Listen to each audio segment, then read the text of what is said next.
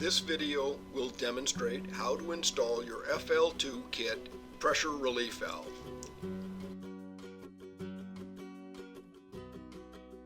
Remove from the kit bag the cap with the threaded hole in the center.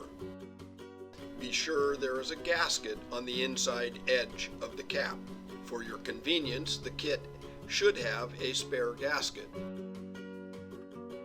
Make sure the pressure relief valve also has a gasket and simply hand tighten the valve onto the cap.